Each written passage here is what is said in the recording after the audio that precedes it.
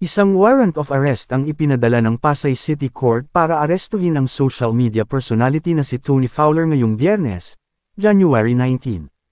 Ang pagpapaaresto sa vlogger ay kaugnay sa kasong isinampa ng Kapisanan ng Social Media Broadcasters ng Pilipinas dahil sa umano'y paglabag nito sa freedom of expression dahil sa obscene o maalay na music video ng kanyang kantang, MPL.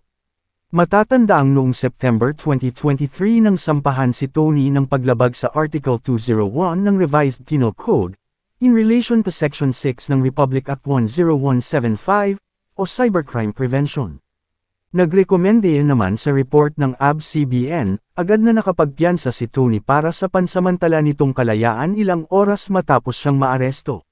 Matatandaang una na ring pinabulaanan ni Tony ang mga paratang na ibinabato sa kanya ng KSMBP. Pinanindigan rin ng vlogger na wala siyang nilalabag na kahit anumang batas say ni Tony, para sa KSMBPI. Nais kong punahin at sagutin ang kasinungalingan ninyo sa MES3X organs kung hindi S3X toys, linawin po ninyo iyan. Hindi ko kayo masisisi kung epekto na ng inyong katandaan ang pagkakaroon ng malabong mata, pero huwag po tayong mags. Ikalawa, gaya ng kalayaan ninyong tawagin akong B at Stews, M at Laswa, at hindi magandang halimbawa tulad ng aking kanta, may kalayaan din akong ariin ang aking sarili. Kasama dito ang pag-aari ko sa aking katawan, sa aking pagkababae, at higit sa lahat ang pag-aari ko sa nais kong gawin, sabihin, kantahin, o sayawin dahil hindi nito binabawasan o inaapakan ang karapatan ng ibang tao. Hindi ninyo pag-aari ang mga ito. Katawan ko, kwento ko, *G ko, opinyon ko, at pagkakababae ko akin ito at hindi sa inyo. Ayon pa kay Tony, walang karapatan ng KSMBPI na pagbawalan siya at diktahan kung ano ang dapat niyang gawin.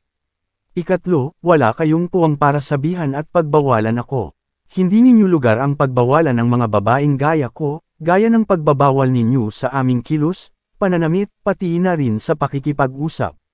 Hindi kayo ang karapat-dapat na manguna sa pagpuna lalo na sa mga usaping S3 naming kababaihan dahil unang-una, hindi ito bawal at hindi kayo babae. Isa-isa ring pinuna at sinagot ni Tony ang mga kasinungalingan, ibinabato sa kanya ng KSMBPI.